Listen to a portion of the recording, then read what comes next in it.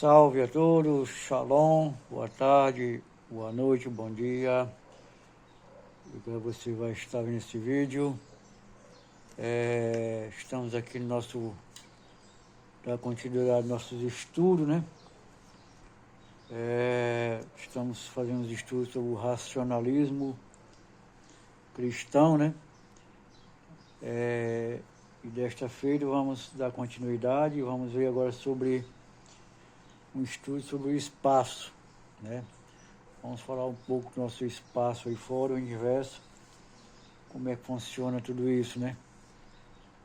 E seja bem-vindo a este humilde canal, né? Do racionalismo, espiritualidade racional. Pessoal, vamos dar início aqui, falar sobre o espaço, né? Por mais que o ser humano dê expansão aos seus conhecimentos, por mais que os analise e neles aprofunde, não poderá penetrar em toda a extensão infinita do espaço. A mente, embora avance até certo ponto, fica sempre sem atingir a meta extrema, que se encontra sob o domínio de valores absolutos. Antes de chegar às questões mais profundas sobre a natureza do universo, o ser humano precisa adquirir os conhecimentos necessários à sua evolução aqui na Terra. Esforçando-se por aprender as inumeráveis lições que ainda não absorveu e que precedem de muito aquelas que envolvem as transcendentes concepções do espírito. O que a respeito do espaço a inteligência humana já pode compreender vem sendo revelado pela ciência que enfeixa tais conhecimentos. O sistema solar a qual faz parte a nossa Terra compõe-se de reduzido número de planetas girando em torno do Sol. O planeta Terra, que serve de escola de aperfeiçoamento para bilhões de espíritos em evolução, é como incontável número de outros planetas, semelhante a uma partícula de pó, em relação ao espaço infinito. Pertence ao modesto sistema solar de uma grande família estelar que se chama galáxia. Galáxia é uma imensa família de sistemas solares que se contam aos bilhões. Nosso planeta faz parte de uma galáxia denominada Via Láctea, que tem a forma aproximada de uma lente biconvexa ou de um ovo frito. É bom não perder de vista que existem galáxias incomparavelmente maiores do que a nossa, né?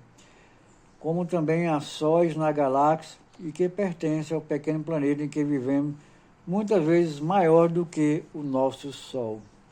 Apesar de ser este tão grande em relação à Terra, que chega a conter bem mais de 1 bilhão de vezes o seu volume. Os planetas e os satélites não têm luz própria. Esta provém dos raios solares que neles resplandecem, como acontece com a Lua, cujo brilho resulta de luz solar refletida em sua parte iluminada. As estrelas que brilham no firmamento são sóis e, portanto, centros de sistemas solares. Há sistemas solares menores do que o nosso, como também existem outros muito maiores. Alguns são bastante complexos, com vários sóis, e estes de cores diferentes produzem alterações de luz de diversas tonalidades, em combinação que se revezam com o pôr e o nascer de cada sol. A luz emitida pelos corpos solares não pode ser confundida com a luz astral, que representa a força, por ser ela de constituição inteiramente diversa. A escuridão da noite nada significa para o espírito, pois este enxerga através da luz astral que penetra todos os corpos, até os mais infinos lugares no espaço, Dia e noite expressam períodos apenas relacionados com a vida material. Vários são os movimentos da Terra no espaço. Entre eles, se destaca o de rotação em volta do seu próprio eixo e de translação em redor do Sol. Um outro que é realizado com todo o sistema solar em torno do eixo da galáxia e o que resulta do deslocamento da própria galáxia. Todos esses movimentos são perfeitamente conjugados em velocidades rigorosamente ajustadas. A unidade da medida usada para avaliar a distância astronômica é a extensão que a luz percorre no espaço em um ano. Tomando-se por base a sua velocidade, que é de cerca de 300 mil quilômetros por segundo, com essa altíssima velocidade, ela vai de um polo ao outro da Terra numa pequena fração de segundo. Já a distância do Sol à Terra é atravessada em 8 minutos, aproximadamente. Para atravessar, porém, a galáxia do nosso sistema solar, de um extremo ao outro mais afastado, leva milhares de anos. A distância de uma galáxia a outra mais próxima é de tal magnitude que ultrapassa a capacidade de apreciação da maioria das pessoas. Apesar disso, uma galáxia com seus bilhões de sistemas solares não representa mais, em comparação com a extensão infinita do espaço, do que insignificante ilha no oceano, ou menos ainda do que um ponto no universo. Essa relação de grandezas convida a meditar na magnificência do universo e na modestíssima participação do nosso planeta na composição do todo. Se a Terra é de composição modesta, de igual modo são seus habitantes, modestos em inteligência, em saber, em nível de espiritualidade. Se todos vivessem compenetrados desta realidade, não haveria lugar para vaidades em tolas presunções, que apenas refletem um estado próprio da Terra, pondo em evidência o desenvolvimento espiritual de parte dos seus habitantes. Para fazer-se ideia, ainda que imprecisa, de quantos bilhões vezes bilhões de espíritos estão em evolução em cada galáxia, basta levar em conta os bilhões de sistema solar de cada um e considerar que em cada sistema solar gira um bom número de planetas. Se neste mundo que é dos menores evolui bilhões de espíritos, logicamente em outros planetas, em medida proporcional, esse número não pode ser inferior. A inteligência universal tem poder ilimitado e dela emana o pensamento na sua expressão máxima. Nada existe no universo sem razão de ser. Nenhuma criação foi obra do acaso, já que tudo obedeceu a uma determinação rigorosamente pré-estabelecida. O sentido da criação, aqui empregado, indica a transformação da matéria pela ação da força.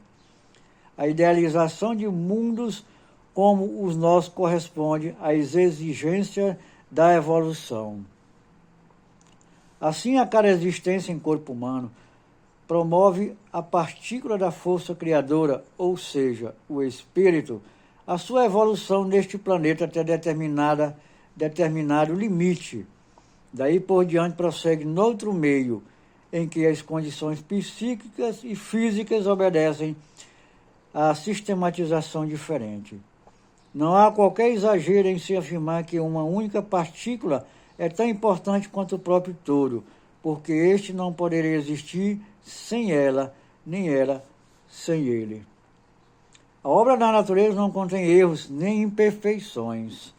Suas leis são imutáveis, e os acontecimentos mais surpreendentes que possam ocorrer não passam de consequência lógica do desdobramento da própria vida, cheia de ações e reações, de causas e efeitos, sempre em busca do equilíbrio final.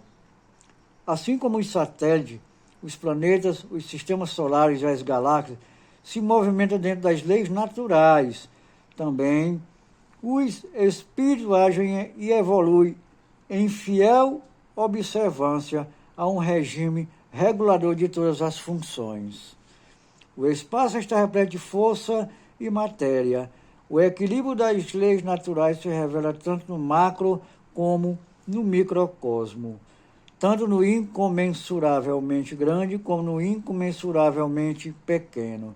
A vida se estende ininterrupta, com a manifestação das mais variadas vibrações, mesmo fora do alcance visual do ser humano. Para a força, todas as grandezas se confundem, porque esta em toda parte e em qualquer tempo. Espaço e tempo, aliás, são duas relatividades que só interessam aos meios físicos. À medida que evolui, vai o espírito, partícula da força, se tornando conhecedor das coisas do espaço. Se na Terra tanto há que aprender, muito ainda no universo que se oferece campo e espaço. O universo, porém, representa a evolução em marcha. As noções do espaço, universo e evolução, considerada pela ótica mais abrangente da espiritualidade, prendem-se umas às outras como elas de um só corrente. Pesquisar o espaço é estudar o universo e reconhecer a evolução. Para a inteligência universal, há com respeito ao espaço e tempo somente uma espécie de presente eterno, ideal que ainda não pode ser bem compreendido neste mundo de tamanhas limitações. Assim, por mais alto que seja, as velocidades não passam de experiência relativa igualmente subordinadas ao meio físico, pois no campo espiritual, outros princípios, outras leis reagem à vida. Em sua essência primordial, apenas como força, o espírito poderá fazer-se presente instantaneamente, tanto no mundo como no outro, dentro do seu raio de ação espiritual, utilizando-se tão somente do campo imantado a fim da força componente do todo. Contemplando o universo em meditação sobre o incomensurável grandeza do infinito, a investigar o sentido criador da vida e o poder limitado da inteligência universal, o poder ilimitado da inteligência universal, o ser humano há de se conscientizar na imensa caminhada que terá de fazer na estrada da evolução, se não estiver demasiadamente dominado pelas emoções terrenas. Os grandes espíritos que vieram a este mundo para auxiliar o progresso da humanidade fizeram-no movido pela ação consciente do dever, nunca para atender à vontade de quem quer que seja, e muito menos de um suposto ente protetor. Na esfera espiritual não há pais nem filhos. O que existe, em verdade, é a enorme comunhão de espírito numa graduação evolutiva, em que todos, sem exceção, têm origem comum, a força criadora ou inteligência universal.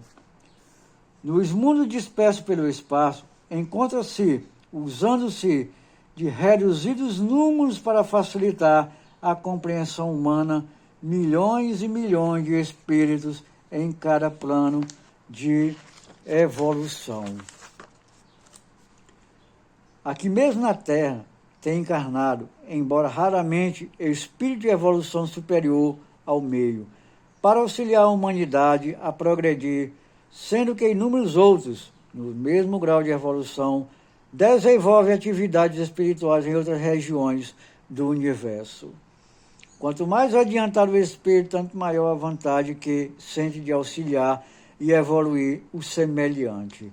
Daí a razão de submeter-se voluntariamente ao sacrifício de voltar ao mundo de espécie deste, quando a vida nos planos correspondentes ao seu adiantamento, embora sempre trabalhosa, decorre num ambiente de incomparável bem-estar comum a todos.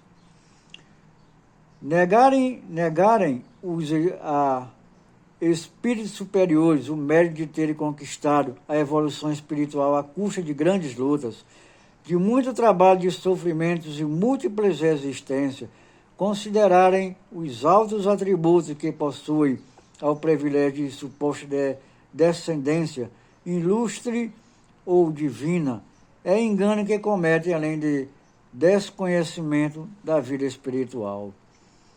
Quem demonstra maior valor, o líder que ascendeu ao posto com esforço e merecimento próprio, depois de vencer todas as etapas que o levarem à plenitude da experiência e do saber, ou o que foi colocado nessa posição com fundamento na hierarquia de antepassados. Incontável número de pessoas classificam os espíritos de elevada sabedoria na segunda posição. Para essas, o valor de admiráveis e evoluídos espíritos está mais nas suas origens do que nos próprios méritos, quando na verdade devem exclusivamente a si mesmo tudo quanto adquiriram e continuam a adquirir para aumentar mais ainda seus valores, atributos espirituais. Os espíritos, no decorrer do processo evolutivo, se distribuem em mundos de escolaridades e mundos de estágios. Os primeiros são de grandeza idêntica do planeta Terra, e a eles chegam espíritos de diferentes graus de desenvolvimento, que encarnam para promover entre si o intercâmbio de conhecimentos intelectuais, morais e espirituais. A Terra é um mundo de escolaridade, em que os espíritos promovem sua evolução em período que varia muito de espírito para espírito, mas que se elevam sempre a milhares de anos. Os mundos de estágios são aqueles de onde partem as parcelas da força criadora para encetar ou dar continuidade ao progresso evolutivo. É para eles que retornam os espíritos ao final de uma encarnação. De acordo com o grau de desenvolvimento, os espíritos fazem sua evolução partindo dos seguintes mundos de estágios: os densos, opacos, intermédios, diáfanos e luz puríssima. Cada mundo de estágios se subdivide em classes e cada classe abriga espíritos do mesmo grau de desenvolvimento. Mundos e classes são aqui mencionados, tal a importância do assunto para facilitar a compreensão do leitor e lhe dar um sistema de referência nas considerações sobre o processo de desenvolvimento espiritual. Os espíritos que fazem sua evolução neste planeta pertencem aos mundos densos, opacos e intermédios. Após atingirem os mundos diáfanos, são, eventualmente, um ou outro espírito retorna à Terra em corpo humano, não por exigência de sua evolução, mas para auxiliar a humanidade e levantar-se espiritualmente numa bela e espontânea manifestação de abnegação e desprendimento. Milhões de outros de igual categoria se dedicam principalmente por intermédio das casas racionalistas cristãs a auxiliar em forma astral o progresso dos habitantes deste planeta. Quando deixa a atmosfera fluídica da Terra, os espíritos retornam aos respectivos mundos de estágio, de onde ascenderam, se houver apreciável crescimento espiritual, as classes que fazem jus para a ascensão de uma classe a outra. Seguinte, não existem privilégios nem proteções. Os princípios de justiça fundam-se nas leis evolutivas. Todas tendem a enfrentar idêntica dificuldade e chegar ao triunfo pelo próprio esforço. O mau aproveitamento de uma existência resulta inapelavelmente na necessidade de repeti-la, tendo o espírito de passar pelas mesmas atribulações até conseguir dominar os vícios e as fraquezas e recuperar o tempo perdido. Conforme se encontra explicado no capítulo 9 deste livro, intitulado Desencarnação do Espírito, quando o espírito está no mundo de estágio que lhe é próprio, tem conhecimento do que se passa nos mundos de classes anteriores à sua, mas ignora o que ocorre nas posteriores. Constatando, porém, as enormes vantagens da ascensão à classe de maior evolução, fica sob incontida vontade de subir na escala evolutiva, a fim de alcançar novos conhecimentos e conquistar mais amplos atributos espirituais. No mundo correspondente à sua classe, o espírito traça os planos para a nova existência em corpo humano, que quer intensamente aproveitar ao máximo sua maior esperança e não perder tempo na Terra, não fracassar, não tornar inútil sua vinda ao planeta. Os espíritos das primeiras classes encarnam sob a orientação de outros mais evoluídos. Esses espíritos são como crianças que precisam de quem as acompanhe à escola. Nos mundos de escolaridade como a Terra, as emoções fazem parte da vida cotidiana. Essas emoções são experimentadas indistintivamente por todos os habitantes. Quando o espírito se torna superior, as sensações da pobreza e da fortuna que completam o quadro das referidas emoções, aí sim o sentido da vida espiritual começa a despertar. Todos precisam tomar consciência de que, no concerto universal, participa de um processo de aprimoramento com responsabilidade intransferíveis e, portanto, deve se esforçar para dar conta das suas atribulações. Há um dever que a todos atinge igualmente: trabalhar para evoluir. Milhões de pessoas que vivem neste planeta sentem-se apreensivas por falta de uma bússola norteadora, que é o esclarecimento espiritual. Caso não tivesse sido parcialmente dezimantada a que trouxeram para a civilização espírito altamente evoluído.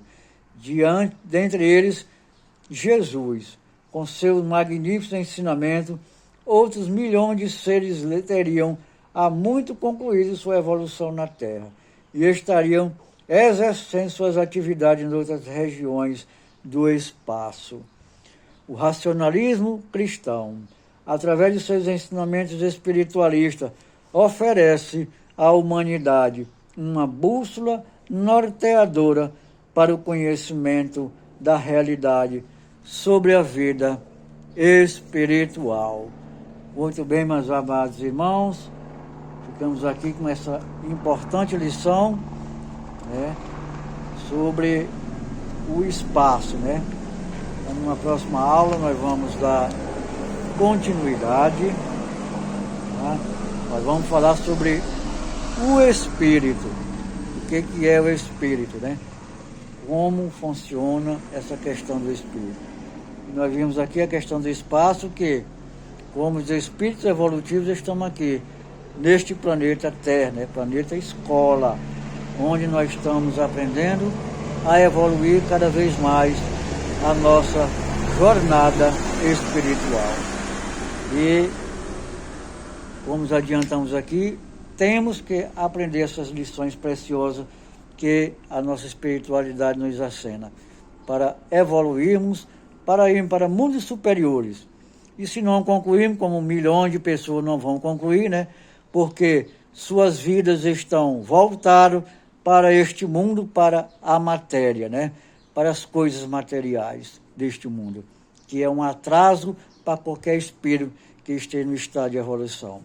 Mas nós que já estamos nessa jornada da espiritualidade, já entendemos que a nossa verdadeira vida não está aqui, e sim no mundo superior, no mundo de Deus, de onde nós viemos e para lá onde vamos voltar, até que aprendemos a nossa lição e voltamos para casa. Um forte abraço E numa próxima oportunidade vamos estudar sobre o espírito. Um abraço a todos. Namastê.